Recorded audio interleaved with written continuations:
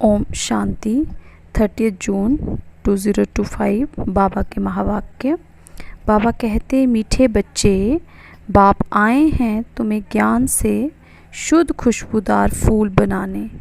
तुम्हें कांटा नहीं बनना है, कांटों को भी इस सभा में नहीं लाना है। आज का प्रश्न है, जो बच्चे याद की यात्रा में मेहनत करते हैं उनकी निशानी क्या होगी। आज का प्रश्न है, जो बच्चे याद की यात्रा में मेहनत करते हैं उनकी निशानी क्या होगी। याद की मेहनत करने वाले बच्चे बहुत खुशी में रहेंगे। बुद्धि में रहेगा कि अभी हम वापस लौट रहे हैं, फिर हमें खुशबूदार फूलों के बगीचे में जाना है। तुम याद की यात्रा से खुशबूदार बनते हो और दूसरों को भी बनाते हो। ओम शांति। बाबा कहते, बागवान भी बैठा है, माली भी है, फूल भी है। ये नई बात है ना। कोई नया अगर सुने तो कहेंगे ये क्या कहते हैं, बागवान, फूल आदि ये क्या है। ऐसी बातें तो कभी शास्त्रों में सुनी नहीं। तुम बच्चे जानते हो, याद भी करते हैं बागवान खवैया को। अब यहाँ आए हैं यहाँ से पार ले जाने। बाप कहते हैं, याद की यात्रा पर रहना है। अपने को आप पे ही देखो कि हम कितना दूर जा रहे हैं, कितना अपनी सतो प्रधान अवस्था तक पहुँचे हैं। जितना सतो प्रधान अवस्था होती जाएगी तो समझेंगे अभी हम लौट रहे हैं। कहाँ तक हम पहुँचे हैं, सारा मदार याद की यात्रा पर है। खुशी भी चढ़ी रहेगी। जो जितनी जितनी मेहनत करते हैं उतना उनमें खुशी आएगी। जैसे इम्तिहान के दिन होते हैं तो स्टूडेंट समझ जाते हैं ना कि हम कहाँ तक पास होंगे। तो बाबा कहते, यहाँ भी ऐसे है। हर एक बच्चा अपने को जानते हैं कि कहाँ तक हम खुशबूदार फूल बने हैं, कितना खुशबूदार, फिर औरों को बनाते हैं। ये गाया ही जाता है कांटों का जंगल, तो वह है फूलों का बगीचा। मुसलमान लोग भी कहते हैं गार्डन ऑफ अल्लाह। समझते हैं कि वहाँ एक बगीचा है, वहाँ जो जाता है उनको खुदा फूल देते हैं। मन में जो कामना होती है वह पूरी करते हैं। बाकी ऐसे तो नहीं कोई फूल उठा कर देते हैं। जैसा जिसकी बुद्धि में है वह साक्षात्कार हो जाता है। यहाँ साक्षात्कार पर कुछ भी है नहीं। भक्ति मार्ग में तो साक्षात्कार के लिए गला भी काट देते हैं। बाबा कहते, मीरा को साक्षात्कार हुआ, उनका आज तक कितना मान है। तो बाबा कहते, वह है भक्ति मार्ग। भक्ति को आधा कल्प चलना ही है, ज्ञान तो तब है ही नहीं। वेदों आदि का बहुत मान है। कहते हैं वेद तो हमारे प्राण हैं। अभी तुम जानते हो ये वेद शास्त्र आदि सब हैं भक्ति मार्ग के लिए।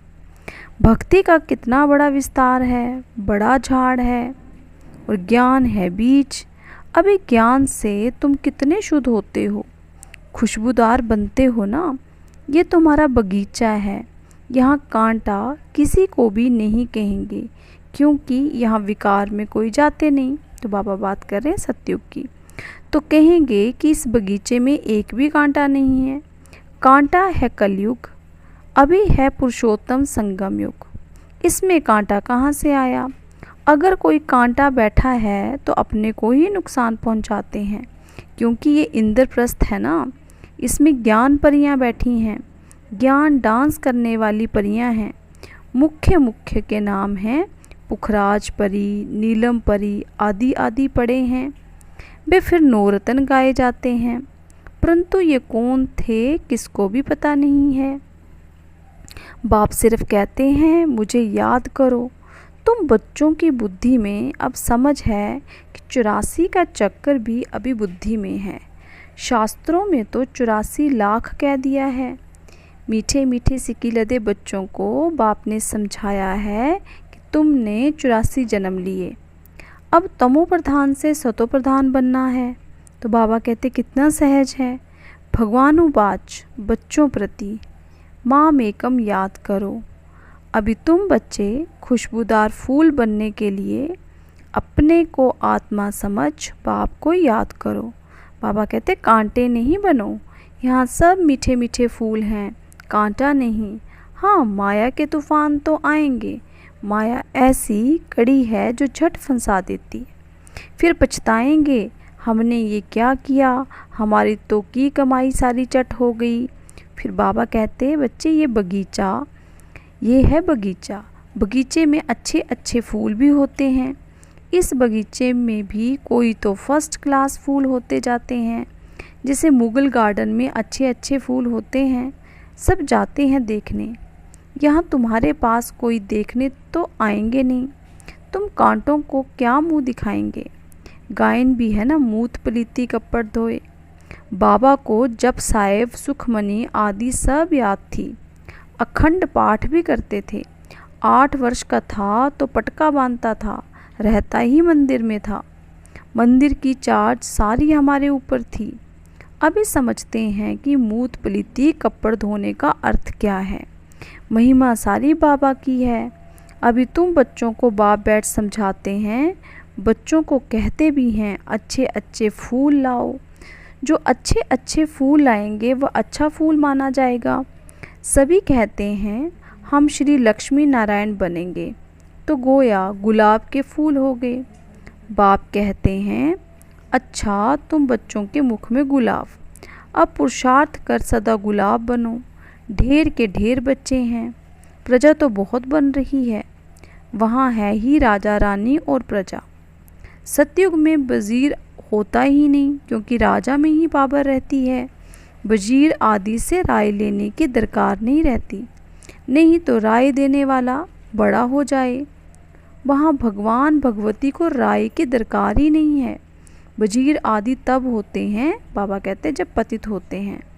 भारत की ही बात है, और कोई अखंड नहीं, जहाँ राजाएं राजाओं को माथा टेकते हों।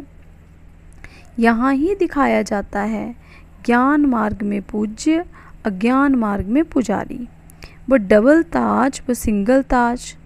भारत जैसा पवित्र खंड कोई है नहीं।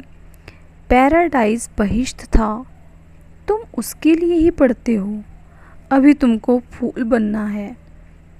बागवान आया है, माली भी है, माली नंबरवार होते हैं। बच्चे भी समझते हैं कि ये बगीचा है, इसमें कांटे नहीं, कांटे दुख देते हैं। बाप तो किसको दुख नहीं देते, वो है ही दुख हरता सुख करता। तो कितना मीठा बाबा है। तुम बच्चों को बाप पर लव है, बाप भी बच्चों को लव करते हैं ना। ये पढ़ाई है। बाप कहते हैं मैं तुमको प्रैक्टिकल में पढ़ाता हूँ, ये भी पढ़ते हैं। पढ़कर फिर पढ़ाओ तो और भी कांटे से फूल बने। भारत महादानी गाया हुआ है, क्योंकि अभी तुम बच्चे महादानी बनते हो। अविनाशी ज्ञान रत्नों का तुम दान करते हो। बाबा ने समझाया है आत्मा ही रूप बसंत है, बाबा भी रूप बसंत है, उनमें सारा ज्ञान है। ज्ञान का सागर है परमपिता परमात्मा, तो वो अथॉरिटी है ना। ज्ञान का सागर एक बाप है, इसलिए गाया जाता है सारा समुंदर स्याही बनाओ तो भी खूटने वाला नहीं है। और फिर 1 सेकंड में जीवन मुक्ति का भी गायन है। तुम्हारे पास कोई शास्त्र आदि नहीं है। वहाँ कोई पंडित आदि के पास जाएंगे तो समझते हैं ये पंडित बहुत बड़ा हुआ अथॉरिटी है, इसने सब वेद शास्त्र कंठ किए हैं। फिर संस्कार ले जाते हैं तो छोटेपन से ही फिर वे अध्ययन कर लेते हैं। तुम संस्कार नहीं ले जाते हो, तुम पढ़ाई की रिज़ल्ट ले जाते हो। तुम्हारी पढ़ाई पूरी हुई, फिर रिज़ल्ट निकलेगी और वे पद पालेंगे। ज्ञान थोड़े ले जाएंगे जो किसको सुनाएंगे। यहाँ तो तुम्हारी पढ़ाई है जिसकी प्रारब्ध नई दुनिया में मिलनी है। तुम बच्चों को बाप ने समझाया है माया भी कोई कम शक्तिवान नहीं है। बाबा कहते हैं माया को शक्ति है दुर्गति में ले जाने की, परंतु उनकी महिमा थोड़े करेंगे। वह तो दुख देने में शक्तिवान है ना, बाप सुख देने में शक्तिवान है, इसलिए उनका गायन है। फिर बाबा कहते ये भी ड्रामा बना हुआ है। तुम सुख उठाते हो, दुख भी उठाते हो। हार और जीत किसकी है, इनका भी मालूम होना चाहिए ना। बाप भी भारत में आते हैं, जयंती भी भारत में मनाई जाती है।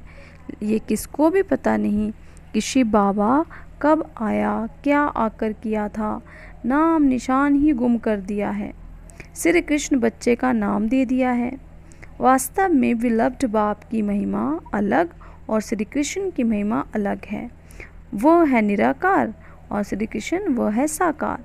श्री कृष्ण की महिमा है सर्वगुण संपन्न। शिव बाबा की यही महिमा नहीं करेंगे। जिसमें गुण हैं तो अब गुण भी होंगे, इसलिए बाप की महिमा ही अलग है। बाप को अकाल मूर्त कहते हैं ना, हम भी अकाल मूर्त हैं। आत्मा को काल खा नहीं सकता है। आत्मा अकाल मूर्त का ये तख्त है। हमारा बाबा भी अकाल मूर्त है। काल शरीर को खाते हैं, काल शरीर को ही खाते हैं। यहाँ अकाल मूर्त को बुलाते हैं। सतयुग में नहीं बुलाएंगे क्योंकि वहाँ तो सुख ही सुख है। इसलिए गाते भी हैं, दुख में सिमरन सब करें, सुख में करे ना कोई। अभी रावण राज्य में कितना दुख है। बाप तो स्वर्ग का मालिक बनाते हैं, फिर वहाँ आधा कल्प कोई पुकारते ही नहीं। जैसे लौकिक बाप बच्चों को श्रृंगार कर बरसा दे, खुद वानप्रस्थ अवस्था लेते हैं। सब कुछ बच्चों को देकर कहेंगे अभी हम सत्संग में जाते हैं, कुछ खाने के लिए भेजते रहना। ये बाबा तो ऐसे नहीं कहेंगे ना। ये तो कहते हैं मीठे मीठे बच्चों, हम तुमको विश्व की बादशाही देकर वानप्रस्थ में चले जाएंगे। हम थोड़े कहेंगे खाने के लिए भेजना। लौकिक बच्चों का तो फ़र्ज़ है बाप की संभाल करना, नहीं तो खाएंगे कैसे। ये बाप तो कहते हैं मैं निष्काम सेवाधारी हूँ। मनुष्य कोई निष्काम हो न सके, भूख मर जाए। हम थोड़े ही भूखे मरेंगे, हम तो अभोक्ता हैं। तुम बच्चों को विश्व की बादशाही देकर हम जाए विश्राम करते हैं। फिर हमारा पाठ बंद हो जाता, फिर भक्ति मार्ग में शुरू होता है।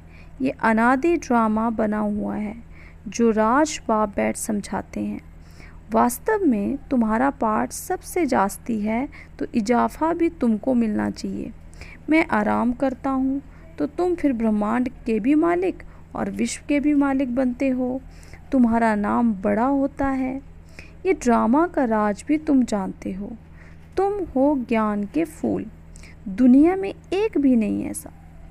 रात दिन का फ़र्क है, वह रात में है और तुम दिन में जाते हो। आजकल देखो वन उत्सव करते रहते, अब भगवान मनुष्यों का वन उत्सव कर रहे हैं। बाप देखो कैसी कमाल करते हैं, जो मनुष्य को देवता रंग को राब बना देते हैं। अभी बेहद के बाप से तुम सौदा लेने आए हो, कहते हो बाबा हमको रंग से राब बनाओ। ये तो बहुत अच्छा ग्राहक है। उनको तुम कहते भी हो दुख हरता सुख करता। इन जैसा दान कोई होता ही नहीं, वो है सुख देने वाला। बाप कहते हैं भक्ति मार्ग में भी मैं तुमको देता हूँ। ये ड्रामा में नूंद है साक्षात्कार आदि की। अब बाप बैठ समझाते हैं कि मैं क्या क्या करता हूँ, आगे चलकर समझाते रहेंगे। आखिरी अंत में तुम नंबरवार कर्मातीत अवस्था को पाएंगे। ये सब ड्रामा में नूंद है, फिर भी पुरुषार्थ कराया जाता है। बाप को याद करो, बरोबर ये महाभारत लड़ाई भी है। सब खत्म हो जाएंगे, बाकी भारतवासी ही रहेंगे। फिर तुम विश्व पर राज्य करते हो। अभी बाप तुमको पढ़ाने आए हैं, वही ज्ञान सागर हैं। ये भी खेल है ना, इसमें मूंझने की बात ही नहीं। माया तूफान में लाएगी। बाप समझाते हैं इनसे डरो नहीं, बहुत गंदे गंदे संकल्प आएंगे। वे भी तब जब बाबा की गोद लेंगे। जब तक गोद ही नहीं ली तो माया इतनी नहीं लड़ेगी। गोद लेने के बाद ही तूफान आते हैं। इसलिए बाप कहते हैं गोद भी संभाल कर लेनी चाहिए। कमज़ोर हैं तो फिर प्रजा में आ जाएंगे। राजाई पद पाना तो अच्छा है, नहीं तो दास दासियाँ बनना पड़ेगा। ये सूर्यवंशी चंद्रवंशी राजधानी स्थापन हो रही है। अच्छा, मीठे मीठे सी किलतें बच्चों प्रति माता पिता बाप दादा का याद प्यार और गुड मॉर्निंग। रूहानी बाप की रूहानी बच्चों को नमस्ते। रूहानी बच्चों की रूहानी बाप दादाजी को याद प्यार नमस्ते गुड मॉर्निंग। धारणा के लिए मुख्य सार। नंबर 1 पॉइंट, रूप बसंत बन अविनाशी ज्ञान रत्नों का दान कर महादानी बनना है। जो पढ़ाई पढ़ते हो वो दूसरों को भी पढ़ानी है। सेकंड पॉइंट, किसी भी बात में मूंझना व डरना नहीं है, अपनी संभाल करनी है। अपने आप से पूछना है कि मैं किस प्रकार का फूल हूँ, मेरे में कोई बदबू तो नहीं है। आज का वरदान, दृढ़ संकल्प द्वारा कमजोरियों रूपी कलयुगी पर्वत को समाप्त करने वाले समर्थी स्वरूप भव। दिल शिकस्त होना, किसी भी संस्कार व परिस्थिति के वशीभूत होना, व्यक्ति व महबूबों की तरफ आकर्षित होना, इन सब कमजोरियों रूपी कलयुगी पर्वत को दृढ़ संकल्प की उंगली देकर सदा काल के लिए समाप्त करो, अर्थात विजयी बनो। विजय हमारे गले की माला है। सदा इस स्मृति से समर्थी स्वरूप बनो। यही स्नेह का रिटर्न है, जिसे साकार बाप ने स्थिति का स्तंभ बनकर दिखाया। ऐसे फॉलो फादर कर सर्वगुणों के स्तंभ बनो। स्लोगन, साधन सेवाओं के लिए हैं, आराम पसंद बनने के लिए नहीं। अव्यक्त इशारे आत्मिक स्थिति में रहने का अभ्यास करो, अंतर्मुखी बनो। जिसे एटम बम एक स्थान पर छोड़ने से चारों ओर उसके वंश फैल जाते हैं, वो एटम बम है और ये आत्मिक बम है। इसका प्रभाव अनेक आत्माओं को आकर्षित करेगा और सहज ही प्रजा की वृद्धि हो जाएगी। इसलिए संगठित रूप में आत्मिक स्वरूप के अभ्यास को बढ़ाओ, स्मृति स्वरूप बनो, तो वायुमंडल पावरफुल हो जाएगा। ओम शांति, ओम शांति, ओम शांति।